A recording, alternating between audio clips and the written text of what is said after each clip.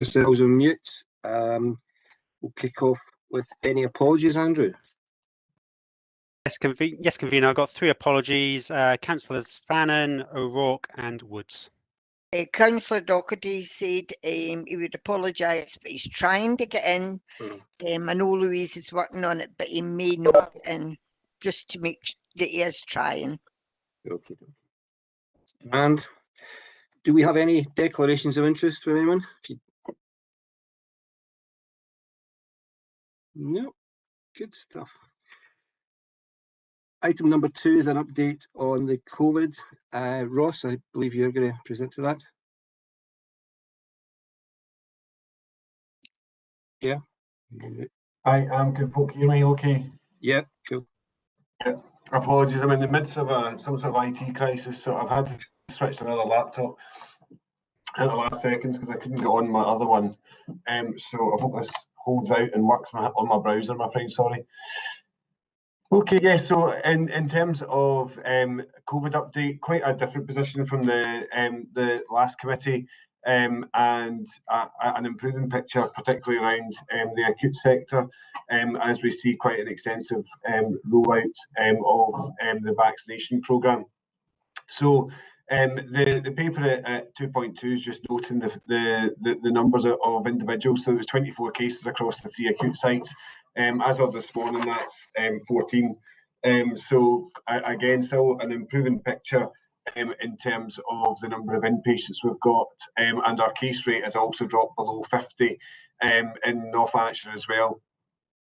Although we are starting to see a little bit of concern around case rates across Scotland, as another new variant is starting to show through. In terms of the next section in care homes, has been a huge focus of activity, and just great to see the rollout, particularly the vaccination programme, with such positive numbers across both first and second doses in the care home sectors now. And what we have seen is that the immunisations have had a massive impact in terms of the case rates. We've now got only 1 home across the whole of Lanarkshire that's got an outbreak. It's a South Lanarkshire home as of this morning, and that's got 2 residents and 1 member of staff. But what we are finding is as well is in the vaccinated individuals are less likely to be serious infections that we're picking up. And we're picking this up through our routine lateral flow tests and PCR tests that we're undertaking across the care home environment. The assessment hubs is an interesting one for us now. So we expanded our assessment hubs. When we set them up initially, they were predominantly around or solely around COVID, and in recent times we've expanded that to include all acute respiratory infections. So anybody that's presenting through NHS 24 with respiratory symptoms, because it could be query COVID, have gone through the acute respiratory centres, and only then potentially been passed through to acute. What we have found through this assessment centre model is that we've been able to reduce and take out a whole range of individuals who potentially could have otherwise attended the acute sites during times of pressure, and been able to maintain them and supported within the community. But we're probably getting towards a stage where the longer term viability of this model will reduce as the numbers are continuing to reduce as well. So that's one that's that we're currently working on and has been worked on across the whole of Scotland. The other area I wanted just to pick up on was delayed discharge, and the rollout of planned date of discharge is still continuing apace across Lanarkshire. What we had seen previously was around about 50% of our delays were on site within the 3 acute sites, and 50% sat within the off-site facilities like Cohort and Wester Moffat and places like that. And what we've now seen is that ratio has shifted massively. So we're now probably sitting at least 80% of delays are now off-site, because we've cleared through the planned date of discharge process. We've been able to make such an impact on the acute sites. So the next part of our rollout plan now is really to take the same methodology onto our off-site beds. And the whole aim of this is to try our best to work right from the outset with a planned date in mind of when we're trying to support the person home, and that allows the social work team to have discussions with family members, allows us to get equipment and other bits and pieces set up and ready to go, rather than doing that at the end of the clinical process. The whole idea is to try best to run as a whole multidisciplinary team and run all these pieces together, which should hopefully reduce the length of stay for the individual, reduce the amount of deterioration they have in the hospital environment, and also improve hospital flows. And just finally, just on the vaccination programme, the vaccinations have been going at a great rate of knots. We're through 590,000 individual vaccinations that have been undertaken now, and over 205,000 have now completed both doses. So a huge effort to roll this out. We are currently rolling out the Cohort 11, which is those that are aged between 40 and 50, and you'll have seen through the media some of the changes for the under 40s around the Astra and Pfizer vaccine, and try best to prioritise Pfizer doses for those individuals. The other change that's coming our way off the back of a Chief Medical Officer communication at the end of last week is the fact that they're trying best to prioritise the second doses and bring second doses a little bit further forward now for those in the first 10 cohorts. So trying best to bring that forward to 8 weeks rather than 12 weeks as it's currently stood. So that work's ongoing just now, but the two main centres and all our satellite centres are still running and alongside the housebound programme as we roll that out. But happy to take any questions.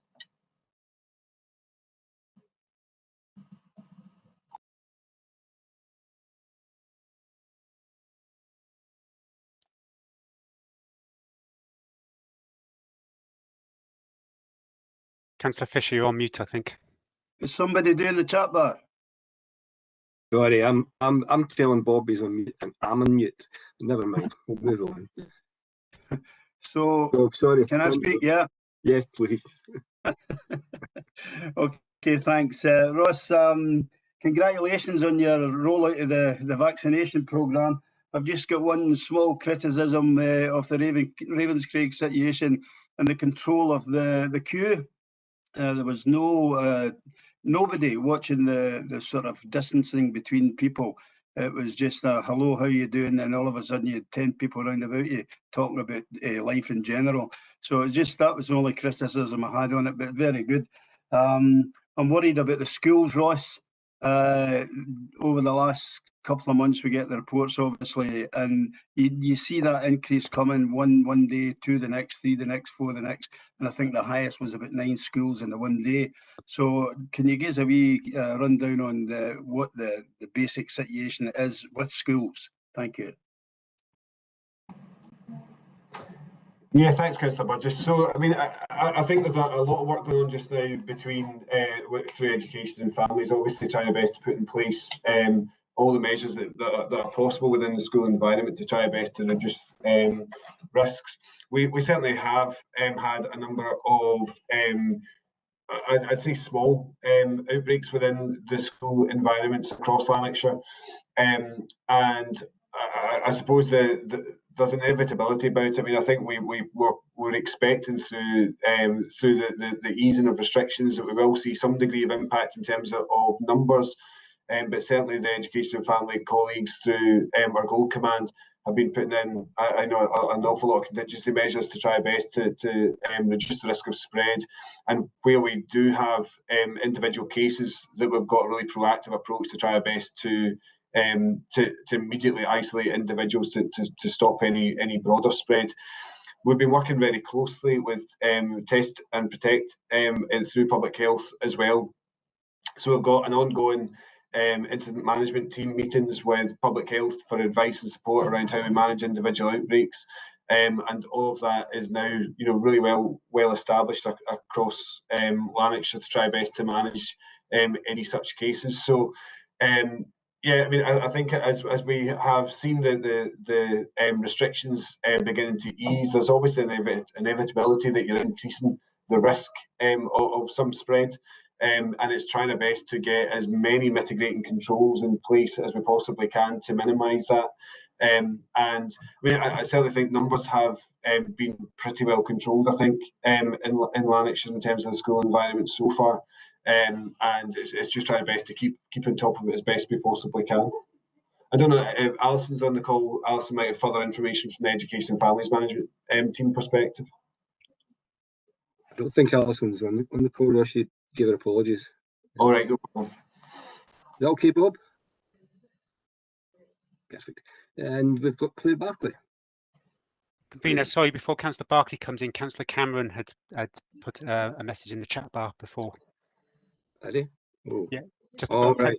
Oh, he's on the item 2, right? Sorry. Thank you. Yeah, the question I had was regarding the antibody tests that are now available to check if A, either you've had COVID, or B, if the vaccine's actually taken. It was just to find out what work's been done in our care homes and in our care at home, the people we care for at home, to make sure that the individuals are aware of the test, and to find out if we have any idea of what the uptake rate is.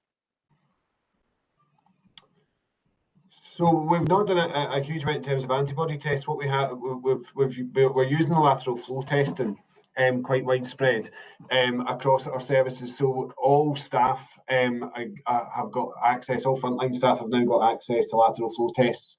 And what we've also got is now a rollout of backroom staff as well across health and social care, and being able to access lateral flow testing, and a rollout of that across the population as a whole. So anybody can access free lateral flow test kits now through the national line, and that's also going to be rolled out to local pharmacies, etc., so that we can use that.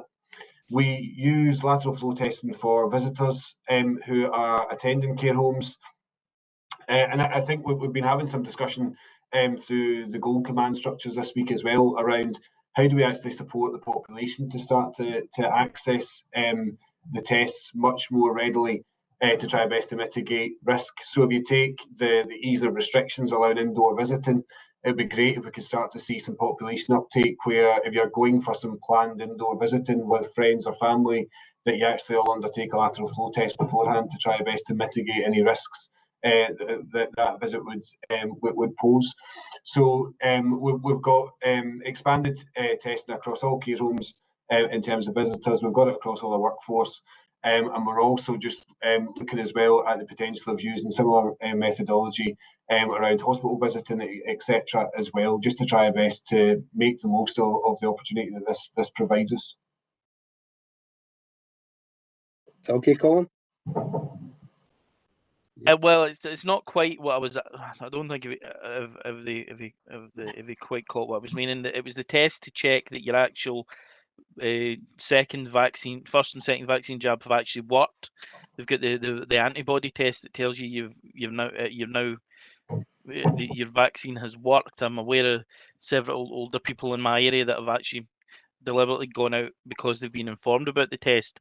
But it was just to find out if we've let that information out to the people we're caring for, the more vulnerable people in care homes and that are getting cared for at home that might not get that information available to them, that there is that test to check that the vaccine has actually taken. Yeah, I mean, I'm certainly not aware of that being widespread at the moment, Councillor Cameron. My understanding is that that's been largely used for research purposes so far, rather than a widespread availability. And it's certainly not been covered in any of our public health meetings in terms of any widespread rollout of antibody tests as yet.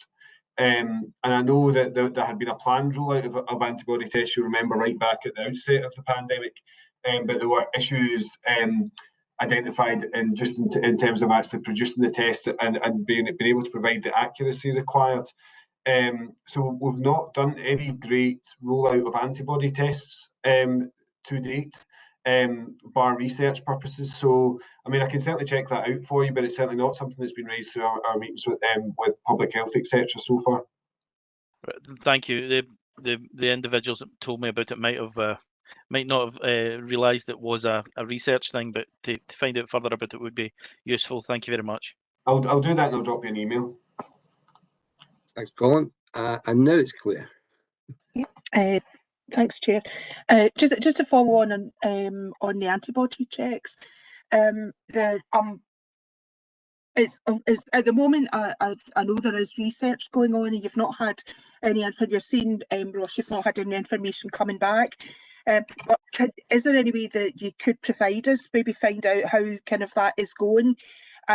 Because obviously that is a big deal. But we've got. I'm delighted about the research, and I've had from other places given me reassurance the fact of when there has been a care home outbreak, that it's, as you've said, that it's actually not having the dire consequences it had before. That people, yeah, they're testing positive, but actually they're feeling fine, or it's a minimal of not feeling that good. So we know that it's working, but I think it's important if we know that that we're all going for the Jags, but to make sure that we're going to call Canny anyway, but it would be good to have that information if you're able to provide it to us. That would be good.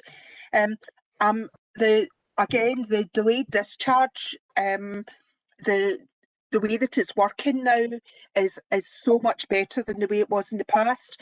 I've really got to commend you on that, because people that are coming to me, they're saying how much easier it is to be able to then deal with the person when they're coming home, or if they're having to go from hospital into care, because that plan is then in place. From personal experience, I had it in the, we'll call it the bad old days, or the when it wasn't quite so good, where somebody was discharged, they came home, you were left, you had no idea of what was going on. You knew that somebody was going to come from occupational health at some point, but it wasn't the way that it is just now. So I really to commend you on that. Going back to kind of the relationship with NHS Lanarkshire, and this is not getting at you at all, because it's not you. The communication was dire. It has got a bit better, but it really is still not good. We were promised as elected members that we would be given advance notice of when there was going to be dates of when the places like Muirfield were going to be open. We're finding information on things like that through social media before we can even get it on the NHS website. It depends to be if you happen to ask the question at the right time that you're maybe getting that information. So the communication is still hasn't got up to scratch. There was an agreement that the communication at NHS Lanarkshire would involve our communications people, and elected members would be told that isn't happening. Now, I've been told that there's just now there are issues where letters have been issued to people saying to them that they haven't received their vaccine, when actually they've received the first dose, and in many cases they've received two. It seems to be that there's a database mismatch. The information that when you go onto the NHS site is not matching up with which is what I'm being told. It's the database called Tourists. That when people are getting these letters out and saying, "Well, I've had my two vaccines," when they're phoning up, the person on the other end of the line can look at this other database and say, "Yes, you have," and they can then go in and update the NHS database, that you can go in and log and set up your own account. So there's definitely a database mismatch on that, and it's just to let you know. But apart from that, thanks very much for the report, Ross. A lot of good work going on, and we're heading in the right direction. So thank you. Thanks, Claire. Nancy, you're up next. Nancy Pettigrew. Thanks, Tom. Ross, just to check with you, see the booster that the government's talking about, it was for 50 and over. Now they're talking about maybe the late autumn, get into the end of the year. Is there anything coming out about that from the Scottish Government yet?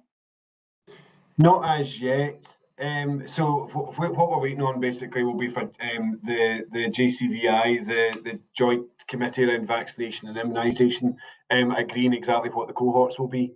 And my own personal opinion on that, I think, will be based on exactly what we're facing at the time.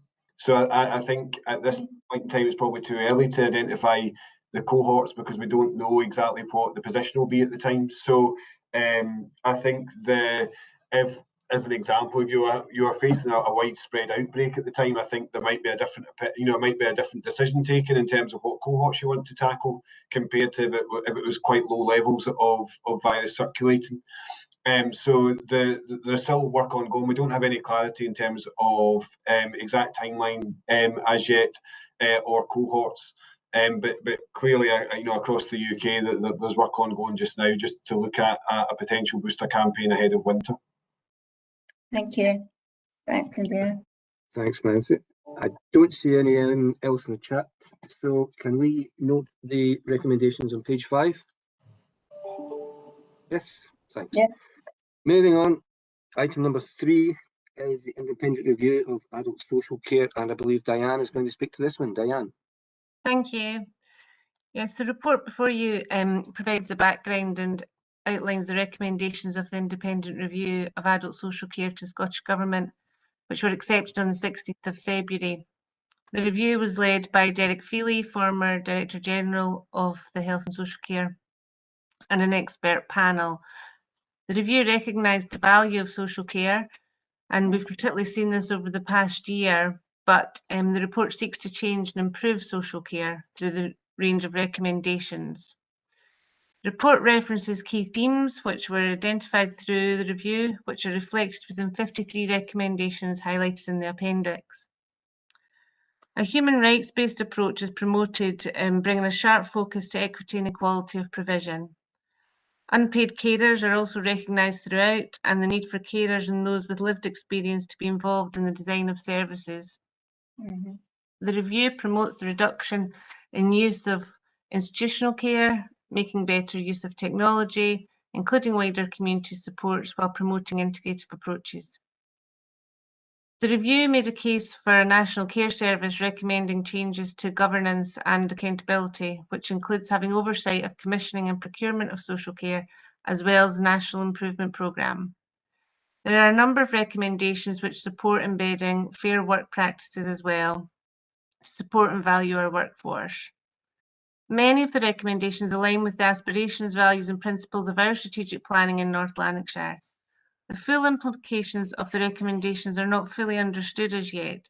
However, there are many elements that are already being progressed in North Lanarkshire. Committee members are asked to note the report and request the Chief Officer return with a further report. Thank you. Thanks, Diane. I don't see anyone in the chat bar, so can we note the report? Oh, Reid. Thanks, Convener. Sorry I didn't get on that quick enough. These buttons don't work as quick as we would like. Diane, it's just a situation within the council itself. I'd like to check. We used to have councillors' meetings with social work. Can you let us know if that's still on the cards, that it will happen again after the COVID situation? Because we're now into about 2.5 years since the councillors last had a meeting in Wishaw anyway. I don't know if there's anybody else who've had meetings, but it was just something I'd like to ask, because Robert McKendrick, God rest his soul, discussed it with me the week before he died. So basically, I'd like to find out if that is still on the cards for us to get these meetings up and running. Yeah, we're certainly currently looking at how we engage with localities and through the community boards as well. I may defer to Ross at this stage. Yeah, thanks, Diane. This is something that the localities support social work managers in each area used to have regular updates just with the members for their own locality, Diane.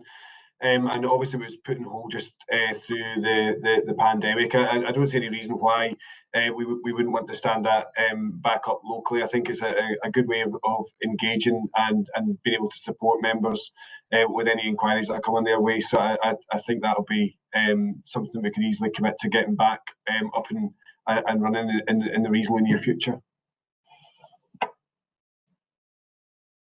Okay, Bob? If no one else has any questions, can we note the report as on page 13? Yeah? Good. Next up again is Diane, and it's the mental health officer service update. Diane. Thank you. Yes, this report outlines the current issues and deployment of mental health officers, MHOs in North Lanarkshire. Mental health officers undertake an important social work function, fulfilling statutory obligations of the Council and supporting the implementation of strategic objectives of the mental health and wellbeing strategy. The recruitment and retention of MHOs is both a local and national priority.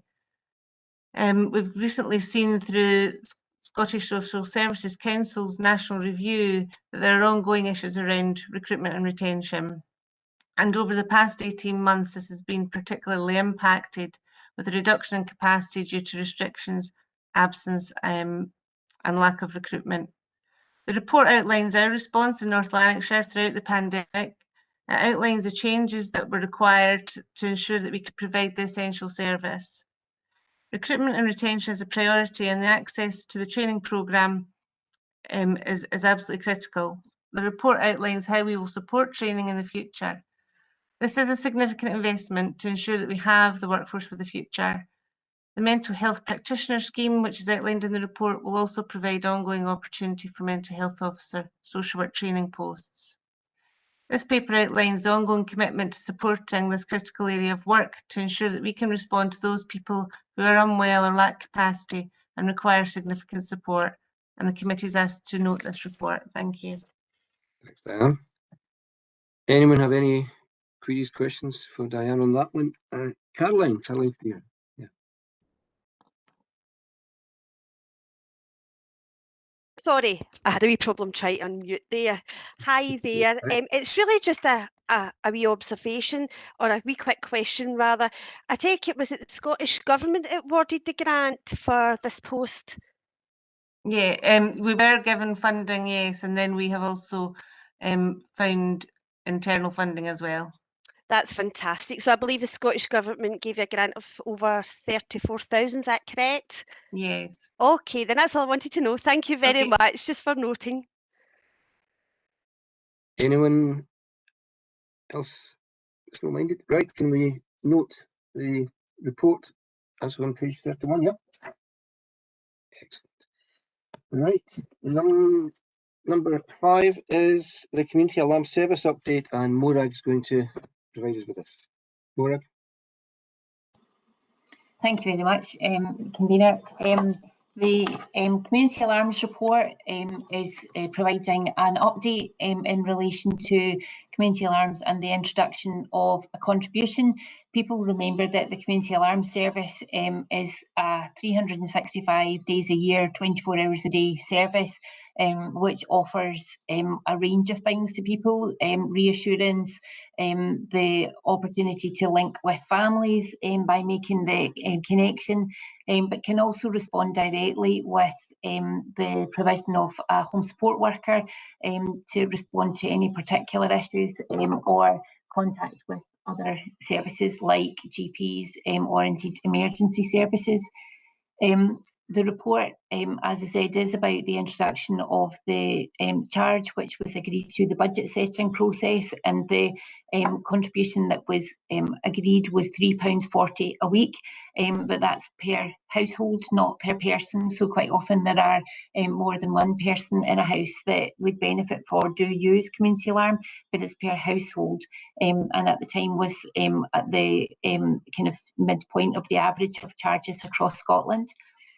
The report outlines at 1.4 some of the level of activity that exists around community support with the 6-month period up to March 21. There have been just short of 150,000 calls in and out, and examples of those are 2,500 calls which were relating to a fall, sometimes offering a bit of reassurance, sometimes offering direct support. There were 6,000 calls just around, which were door contacts being triggered, where the contact service are in touch with the person to perhaps remind that it's a particular time of day, or to ask if there's any assistance that can be offered. It doesn't stop people going out, but it does help the response to the trigger, which is all agreed beforehand. The service also call handles for social work emergency service and home support out of hours service at times as well. So the plan to introduce the charge was that would be done from April 2020, but because of the pandemic, that was delayed until September 2020, and then the process involved kind of 2 stages. The first was to notify people that they have the intention to introduce the charge with information about access to somebody to discuss that with, where family members could have that discussion as well, and offers of financial assessment and reassessment in relation to people's income levels. 541 people took up the offer of a financial reassessment, and you'll note in the report that an additional income of £334,000 was generated as a result of that work, which is great for individuals in North Lanarkshire. I suppose the kind of approach broadly in relation to the information that was available at that time and following the introduction of the charge is that anybody who would be at risk of harm as a result of the reduction of the charge or the introduction of the charge and deciding not to continue with the service was paramount in everybody's mind, and people were very much encouraged to think about the importance of that to them. And in that first round of communication, there were a small number of people identified where the risk actually was such that the alarm service continued, although they had indicated that they wanted to withdraw that. The report details at 2.9 the initial assumptions in relation to the number of households where community alarms were in place. People will remember that that there was agreement that people who were living more than one person in the house wouldn't be double charged, and people who were terminally ill wouldn't, but there was also people who had moved away and the alarms hadn't actually been returned. So there was some cleaning up of the information done in the information that came in. And we did expect a 15% drop in the range of people who were continuing with community alarms. And you'll see from the report that the number dropped slightly below that to 6,212 people. However, we've also done a lot of analysis of the new referrals for community alarms. So in the 6 months prior to the charge being introduced, there were 641 new installations of alarms, and since the charge in the 6 months since has been introduced, there's been 623 installations. So we do expect that the number of people will balance out over years in relation to the overall use. We have learned through the process that the historic use of community alarms has very much been based on the fact that people coming out of hospital were often offered an alarm, and anybody over 75 was offered an alarm without assessment. So there were a lot of people who decided not to retain their alarm where there was no use or very, very minimal use of the alarms. And we, in terms of the financial picture, have been able to fully offset the reduced income against COVID-19 expenses and the shortfall in relation to the initial assumptions, as I said, because of the referral and uptake of community alarms and people recognising the importance of it. We expect will balance out the financial assumptions over the next while. Thank you. Thanks very much, Morag. Quite a few in the chat. First of all, is Sandy Watson. Sandy. Thank you, Chair. I'm actually just looking for a wee bit reassurance, Morag. First of all, thanks for the report. It's very comprehensive. So thanks for that. It seems to me, just by looking at the figures, if we go to page 48, it seems to me that we've got a 25% reduction in the number of people using the community alarms. We had the data cleansing, which reduced the figure to 8,250, and we're working now on a figure of 6,200. So that's a lot of people. That's 2,000 people who have given up their community alarms. And probably these are amongst the most vulnerable people in the community. And probably it's been situations where people don't feel they've got enough income to pay this £3.40 every week for the alarm, and really, in a way, are putting themselves at risk. Now, you mentioned earlier that, you know, there was a number of people where, because of their situation, you know, the council decided that they wouldn't let them lapse the alarm, but that number is 3. So we've got 2,000 people who needed an alarm, who are all getting older, who the likelihood is that they're going to need the alarm or possibly need the alarm. When you look at the number of calls with people falling down, 2,000 odd, from people falling down, 15,000 looking for reassurance. You know, it's just how, you know, people who feel they've no money to pay for the community alarms and are putting themselves at risk. What's the council going to do about it, really, and not make the vulnerable people more at risk from not having an alarm? Thanks, Morag. Okay, thank you very much for your question. And I suppose I hope I have and will now offer additional reassurance that the whole process has been supported by a helpline, and you'll see that there's been over 8,000 calls to the helpline in relation to people being able to access folk to have that discussion.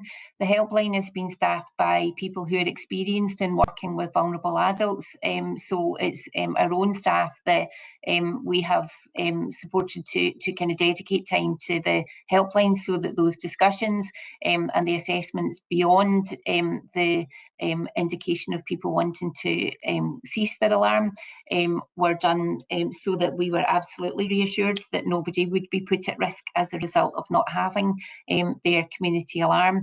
I think the kind of assessment of risk has really been an important aspect behind that.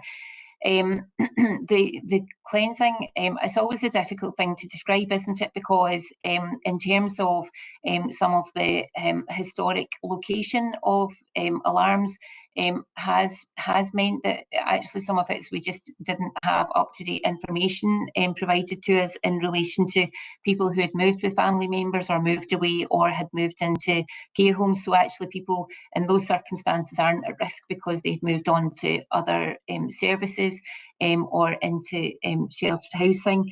And the I suppose the kind of the position before, as I said, was that people received an alarm as a result of being over 75 may not actually have been at risk. Some people had alternative arrangements which actually worked better for them that are available mainstream, such as linking with family through Alexa. So there's a whole range of things that people have in place which offered us the reassurance that nobody was left in a position where there was use of their alarm or a level of vulnerability that would mean that that was something that wasn't acceptable, and that the informed choice was supported by the confidence in our staff that that was the right decision for them. Thanks, Morag. Is you okay with that, Sandy? Yeah, thanks, Morag. That's an answer. I mean, the data cleansing would have cleaned out a lot of people who actually went to the likes of nursing homes. Yeah. And that reduced the figure to 8,000. Yeah. It's now 6,000, and everybody's getting older. So it does concern me that there are vulnerable people out there who don't have the safety net of the alarm because they feel they can't afford it. And I think that's a worry, possibly for all of us for the future. Thanks, Morag. Thank you. Yeah, thank you. Thanks, Sandy.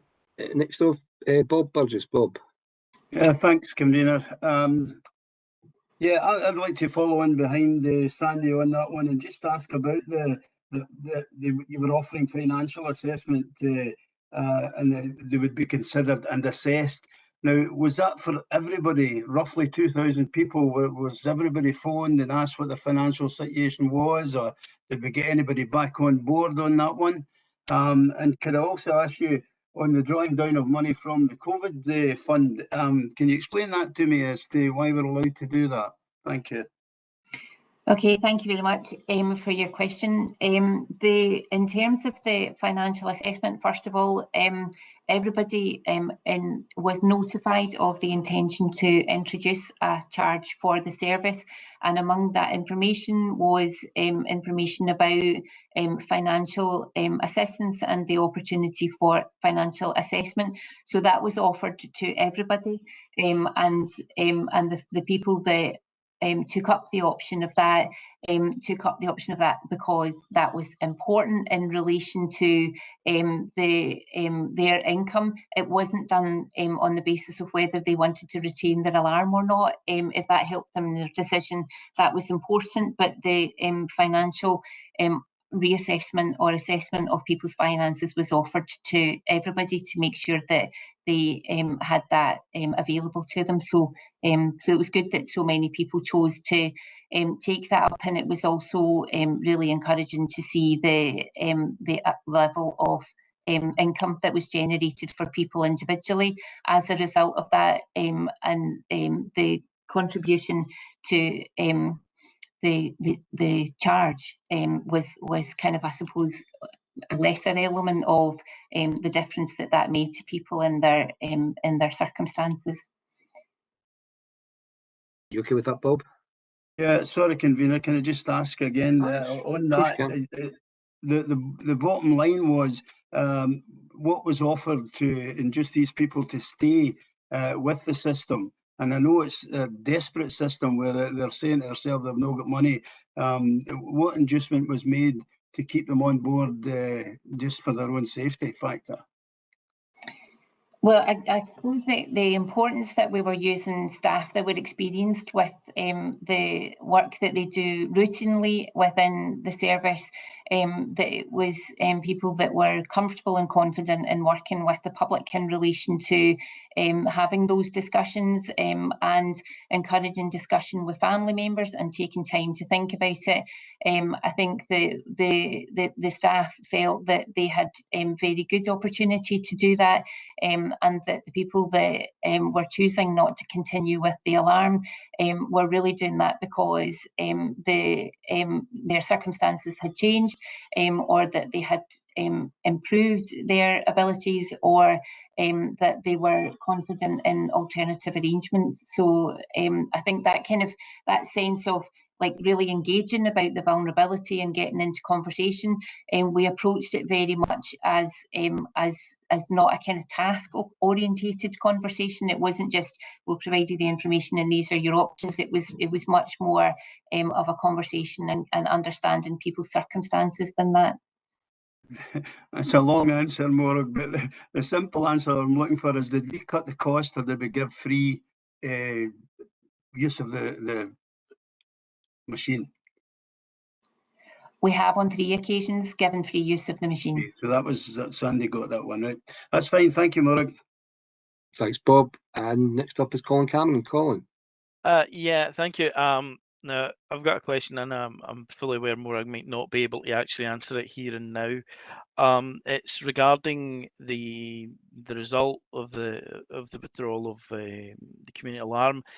It was to find out if we know if there's been any increase in hospital visits with people with falls, etc., that would normally have been picked up by the community alarm service going out and dealing with it, whereas with somebody not having the alarm, they're relative might be having to call an ambulance and they're waiting for an hour, 2 hours, 4 hours. I know has happened with people that have fell.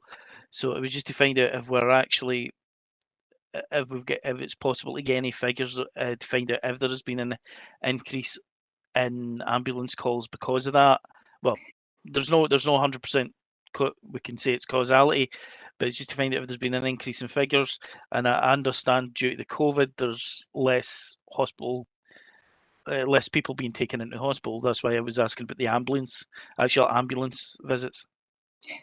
I think the reality, Councillor Cameron, is it would be very difficult to be able to make that correlation particularly, but I suppose to give reassurance, anybody that has decided not to continue with the alarm, we've reinforced the importance of they can change their minds and they can have their alarm back, you know, so that in terms of referral rates and the new requests for alarms, we're reassured because of the kind of very little difference really in relation to the numbers there, that the importance of community alarms as an option for quick response is still recognised.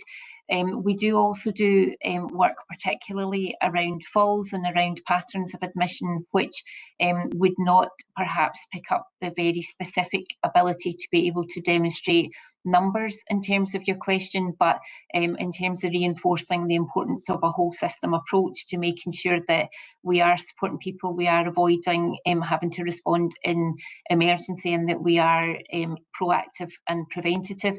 All of that work is continuing and will continue to be promoting the importance of community alarms.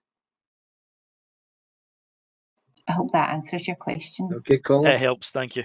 Thank you very much. Next one up is Claire Barclay. Claire. Okay, thanks, Chair. I'm reassured from Morag, with your answer to Councillor Cameron there. It's really the huge concern is obviously for those that are most vulnerable. So it's about the duty of care and the fact that there's 3 people being seen to be at the most vulnerable, and as a council we have still covered the duty of care to make sure that they have that. I think we need to look at what repercussions of this decision are, and that's why the further report as part of the recommendations, really we need to kind of keep on top of that to see if down the line what repercussions, if any, there are. Also going forward, when there is part of the kind of discharge or anything to do with dealing with somebody vulnerable in their own home, will this be part of the package that they would look at? Social work would discuss with them the relevance of having an alarm, excuse me, and also looking at the financial aspects of everything to make sure that that is part of that whole package. And the last thing was around 2.6 and 2.7 about the invoices going out. Now, at 2.6, it said that and I'm aware of this because I had a number of people contacting me, that there was a letter went out to explain what the situation was. The people who contacted me hadn't had a letter that came out really didn't help them to make much sense.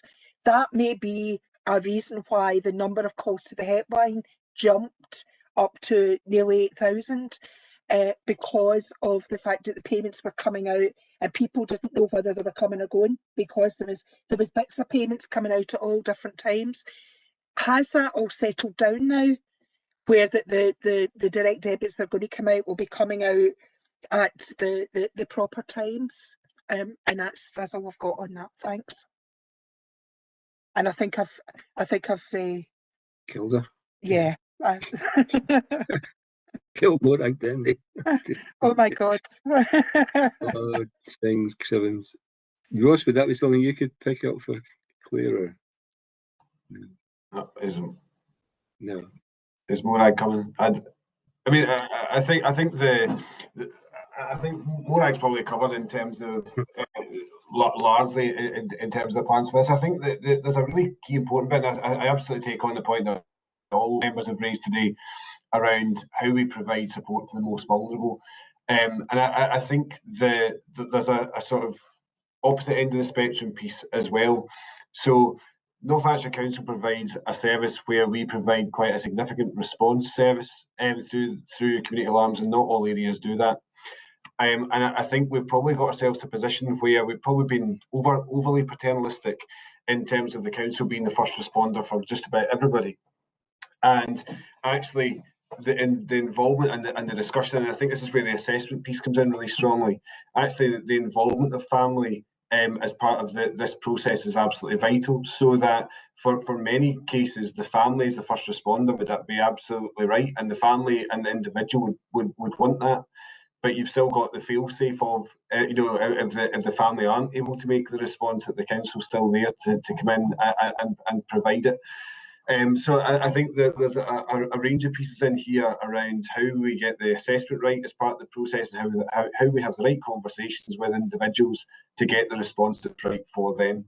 And that to me is really the crux of where we're trying to get the service to. So it's not a blanket, everybody gets an alarm as it had previously been, just based on an age, because just because you're 75 doesn't mean you need one, but equally just because you're 65 doesn't mean you don't need one either. So we need to get the assessment process right, so that we get the right response for the right individuals throughout the service.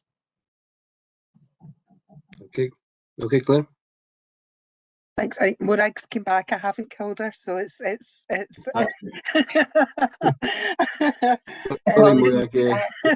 Ross answered Claire's question, I think. Apart from the 2.6 and 2.7, just around the direct debits, about them, is that now fixed?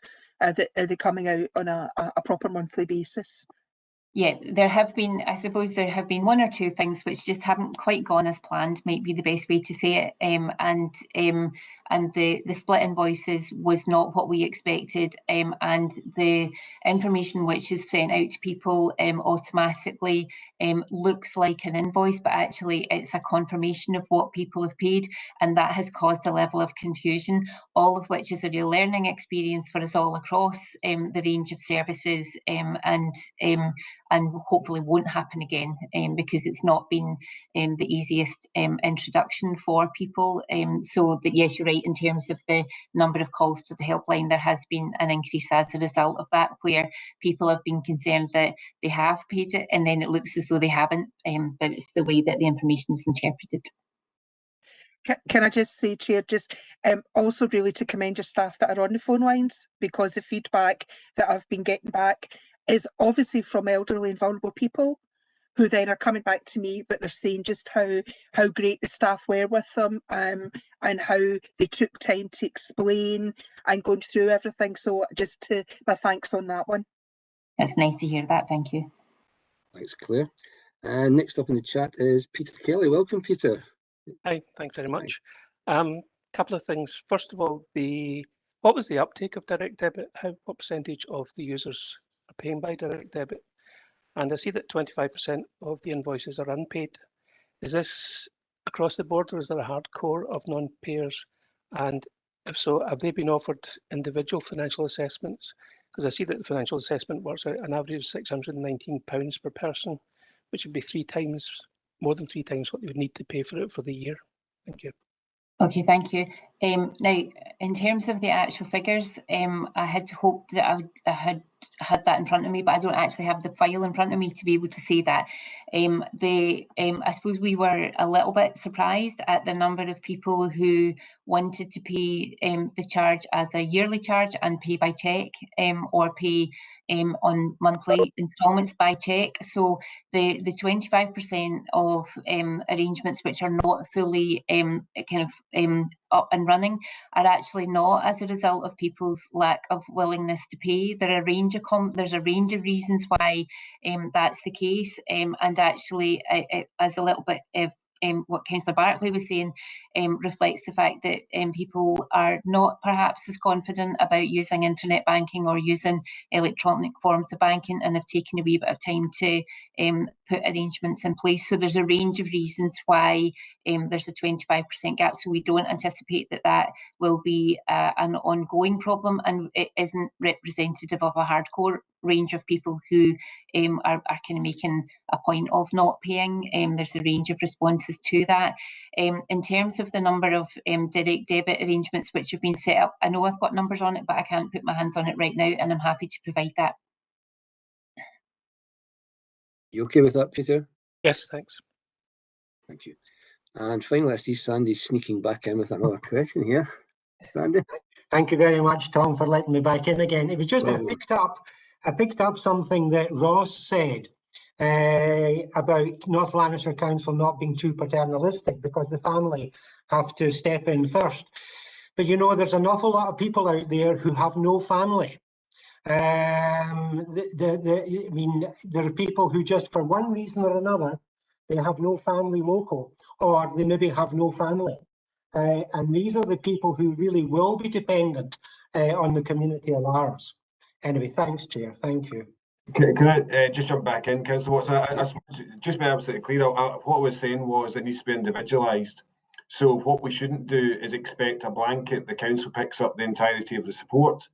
And what we also shouldn't be doing is going the opposite way. It needs to be individualised. So absolutely correct that there'll be some individuals in our community that don't have any family or don't have any local family, where it's absolutely appropriate for the council to be the first responder. And there'll be other times where the family are close by and actually want to be part of providing that response. And it actually works out much better for the individual and the family as a unit, but the council's still there as a fallback if it's required. So it's all about being individual and meeting needs of each individual separately rather than a blanket approach, which is probably where we've been in the past. Thank you, Ross. Thank you. Thanks very much. And there's no one else in the chat. Can we agree the recommendations on page 45? Yep. Next one up is Morag again. It's the charges update. Morag.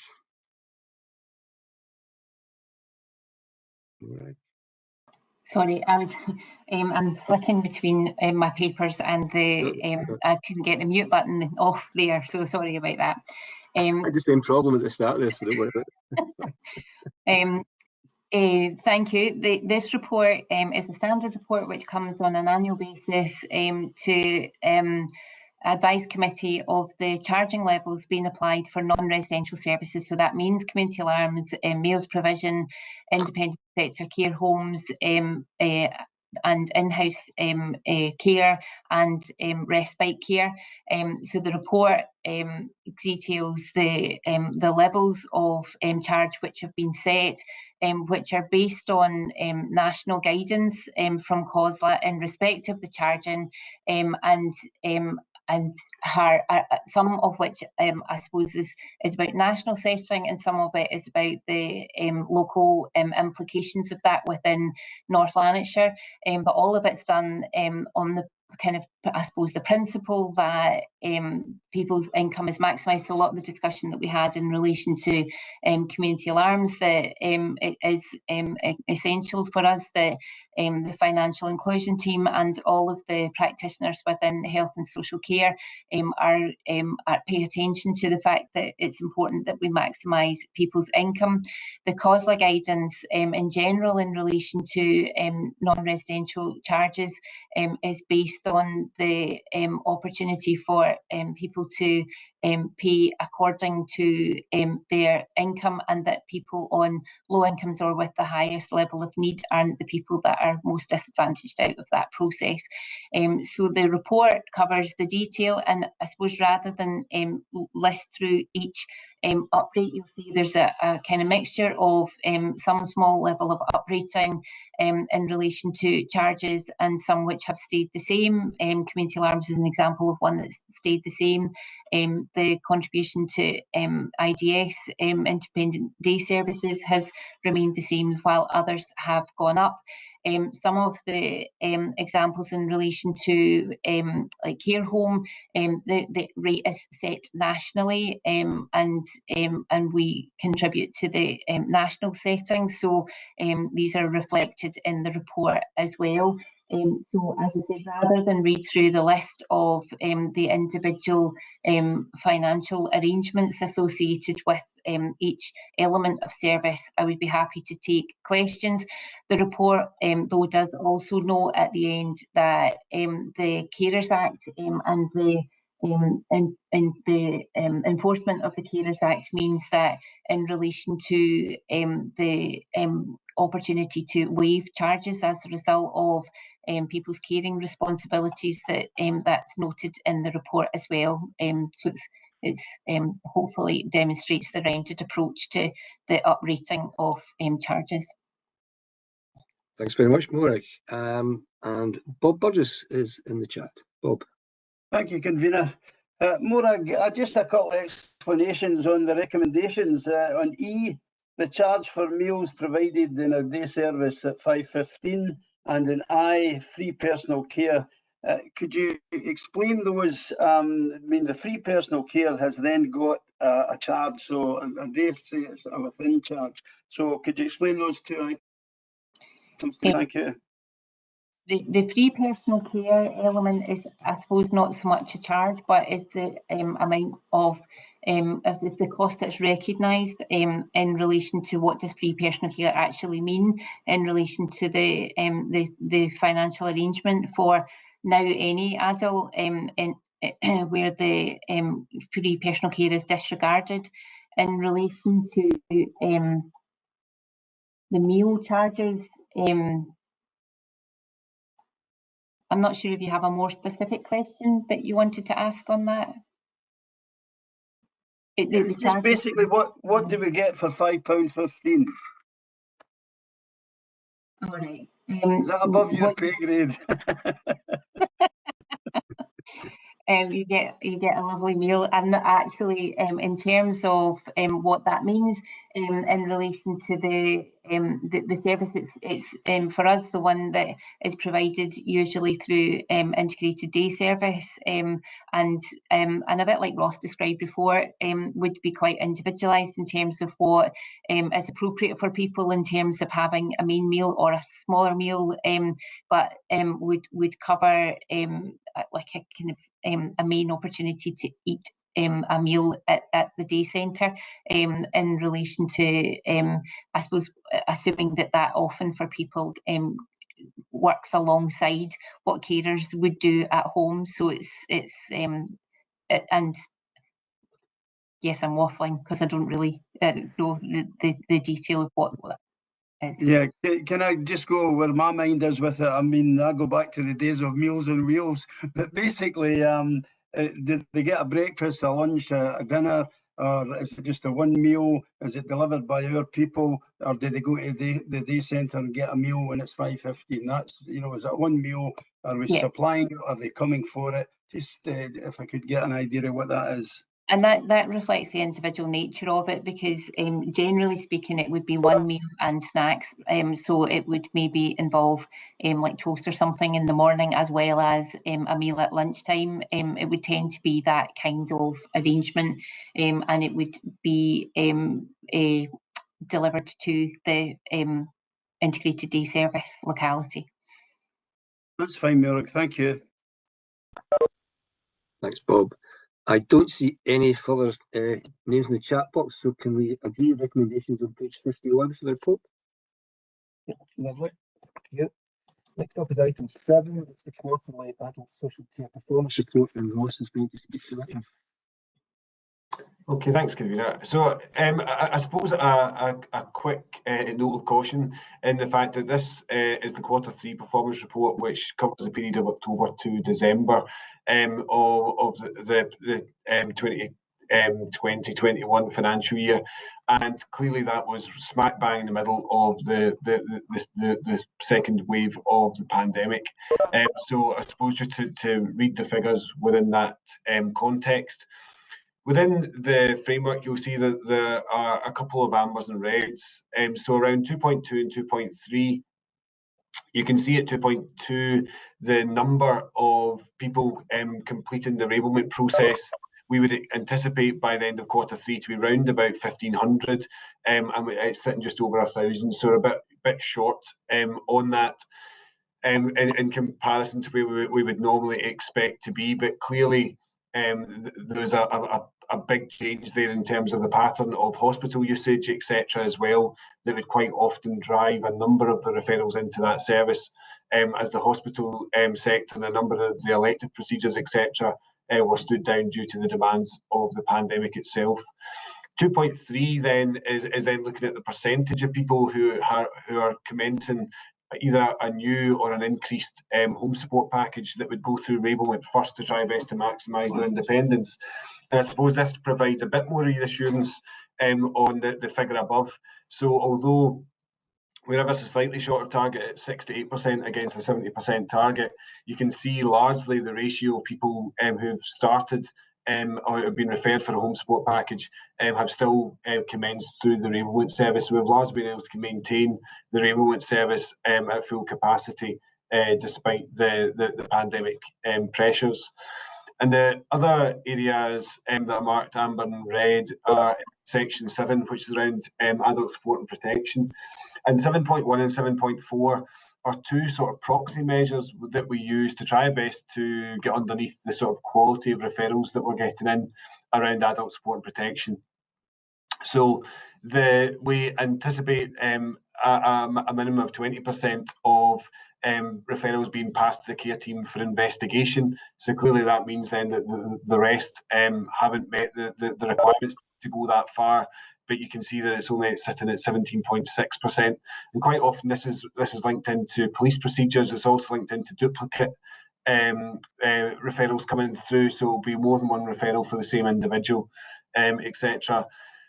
And then again, in terms of 7.4, the percentage that didn't go on to further investigation, again, that's set at 50% as our target, but it was up at 67.5 in the third quarter. Again, looking as a proxy indicator showing that we're getting more referrals through that don't meet the threshold and criteria than we'd aim for. I suppose it's really important to give members a bit of assurance that throughout the pandemic, we pulled together a pan-Lanarkshire Public Protection Chief Officers group. So we've normally got a Chief Officers group that meets quarterly for North Lanarkshire, but we moved to monthly meetings across the entirety of Lanarkshire, just to make sure we had as strong an oversight as possible across all areas of public protection practice during the pandemic. Initially, we saw quite a significant reduction through the last committee meeting. We were talking through this, where we saw quite a significant reduction at the start of the pandemic in terms of overall referrals and activity around public protection. But over the months of June, July, August, that really righted itself to get back up to where we would normally expect to see the demand levels coming through the service. So that, I suppose, is the context to view those figures within. I don't know if Diane, if there's anything else you'd like to add to that before I pass on to questions. No, Ross, I suppose just to say, in terms of 7.1, it is an 18% conversion rate, which is compared to 16% nationally. And 7.4, there is, just to give a committee assurance that through locality assurance groups, we are able to do some more qualitative work around what happens when referrals come in and move on and don't move on to investigation. Thanks, Dan. Okay, thanks very much, Ross. First in the chat is Claire. Thanks, Chair. I think really, again, to be commended when you look at this, to see that through the situation that we've all been through and are still living through, the fact that most of these are actually green, that you've been able to keep on top of it. So I think that's brilliant. I did have concerns over the part 7, 7.1 to 7.4, because there was no explanation given. There was an explanation on the reablement, but there was nothing at the bottom about that. I think that's just been missed off. But you've given me the reassurance about the fact that we're meeting much more often. And also, could this be part of the referrals going up because of people starting to kind of come out of lockdown a wee bit more, but also erring on the side of caution? But the fact that really the referrals didn't go on, that although it's showing red in a way, is it really that part of a good news story? Yeah, I mean, potentially. I suppose it's often quite difficult to get underneath exactly some of the drivers behind this, and I mean, we get into the detail in the committee, and obviously we'll bring it back through in terms of the end of year report, in terms of the absolute breakdown of exactly where the referrals come from.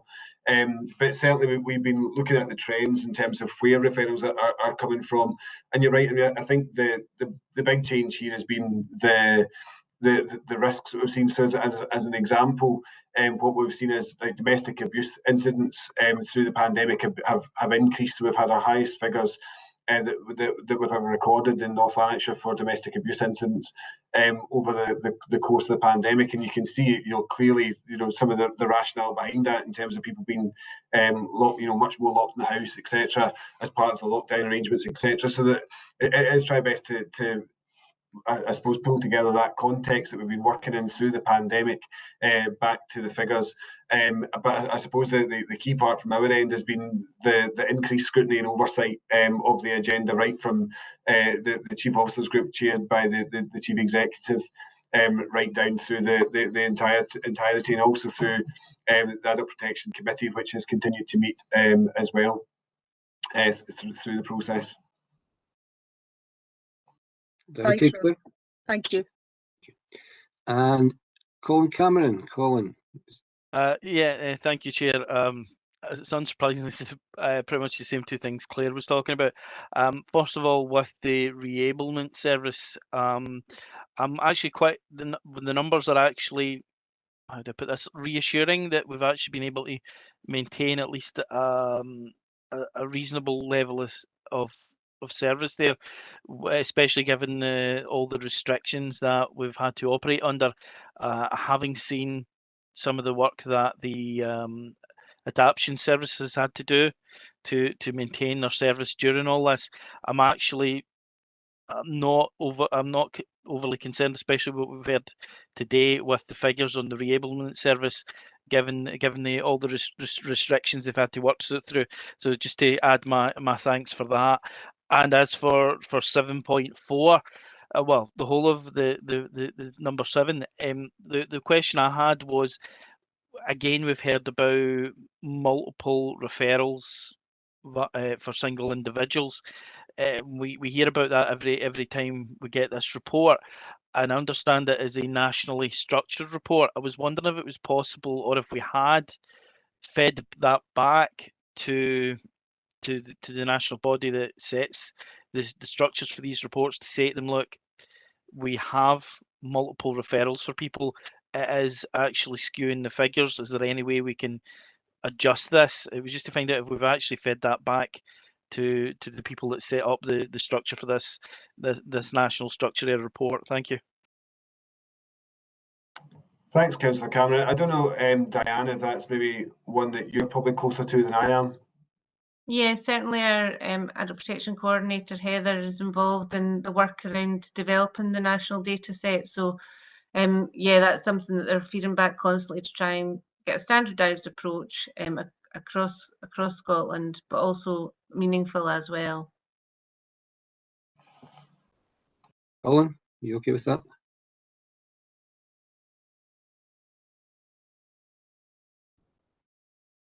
You there, Colin? Hello? Hi, Can you hear are me? you okay with that? Yes, thank you. Sorry, I think I muted myself rather than unmuted That's myself. all right. No, I set the bar for that at the start. Don't worry about it. There's no one else in the chat. Can we note the contents of the report? Yes. And finally, last but not least, is Thomas with his Revenue Capital Budget Monitoring Report. Thomas. Thanks, Convener. This is the Services Financial Monitoring Report as at 5th of March, which is accounting period 12. The report highlights the service is anticipating a full year underspend of £9.7 million. This underspend reflects the confirmed position of the Scottish Government to fund all of North Lanarkshire's COVID costs during 2021. In terms of COVID costs, these total over £15 million and have arisen in areas such as partner payments, recruitment of temporary staff, staff overtime, PPE, and delays to savings implementation. The underspends within core budgets have arisen in areas such as SDS, home support, independent care home payments, vacancy management, and lags in recruitment. The in-year core underspends reflect both a general dampening in demand for these services, especially during lockdown periods, coupled with changes in demand. Moving forward, the in-year underspend will be converted into reserves, and the service has increased clarity from the Scottish Government on how these reserves can be used going forward. In broad terms, the service management team is looking at 3 areas of activity, and these include, firstly, funding to support ongoing direct COVID costs such as PPE, wider recovery and change programmes to reflect new and emerging patterns of demand post-COVID, and finally, to mitigate more general social work cost pressures. And I can give committee assurance that there are governance and approvals structures in place, both within the Council and IGIB, to manage and agree the financial elements of ongoing COVID recovery and planning processes, including the use of reserves. Turning to capital expenditure, the majority of the service's £2.5 million budget is dedicated to activity within the joint equipment store. The report highlights an underspend of £598,000, which similarly is a result of the operational impact of COVID, leading to an inability to undertake house visits and thereafter for contractors to access houses to complete installations. Through the year-end accounting process and reserve strategy that I've described, it is the service intention to replenish this funding during 21-22 to ensure that unmet demand can be addressed in the new financial year. And I'm happy to take any questions. Thanks, Thomas. And in chat box, Colin Cameron. Yeah. Is that me unmuted now? Right. Okay. Thank you. Yeah, I had a question, and I'm trying not to be too specific with it. It's regarding, you were talking about increasing demand of services post COVID. Now, I'm aware that one of the things you said about SDS. I'm aware that one of the major things that is an underspend on SDS is people not being able to go and use respite services during the COVID. It was just to make sure that that has been accounted for in the financial planning going forward, because I can fully see we're going to have a large wave of people on SDS that have budgeted for it, unable to use it in the past year and a half, 2 years. Once they're allowed to move forward and go and use it in, say, the next 6 months, hopefully, going forward to use various respite services around the country. It was just to make sure that that was taken into account. Thank you. Yeah, I can give that absolute assurance that in terms of SDS, we have considered both what happened last year in terms of the number of SDS claimants initially going down as a result of COVID. The number of approvals actually increased in the last quarter of the year. So in terms of forward planning, we're aware of the likely cost of SDS during the new financial year. And indeed, that is one of the areas that service management team will be considering in terms of what COVID will mean, both in the kind of short term and long term on SDS budgets and related budgets within the service. And that's one of the kind of key planning tasks that will now be a priority for the service management team. Okay, Colin.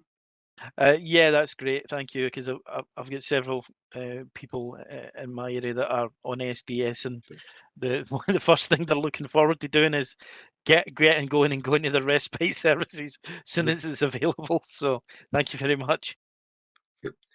And Bob Burgess. Bob. Thank you, convener. Hi, Tom. Just it's a mixed up question, but I don't know if you'll be able to answer the first part of it. But I'm looking to find out where we get our PPE from, and where it's stored for distribution, and is it distributed by the NHS themselves? And does North Lanarkshire Council pay the separate companies, or does the National Health Service pay the invoices for PPE? That's quite a specific operational one, and I'm not sure perhaps if Morag or Ross wants to come in and answer that one. Yeah, we can probably do a team answer on this one for different aspects. So the PPE arrangements are through National Services Scotland that have been set up. We've set up a delivery hub through using our equipment and adaptation service. We put out regular deliveries out to all our frontline staff.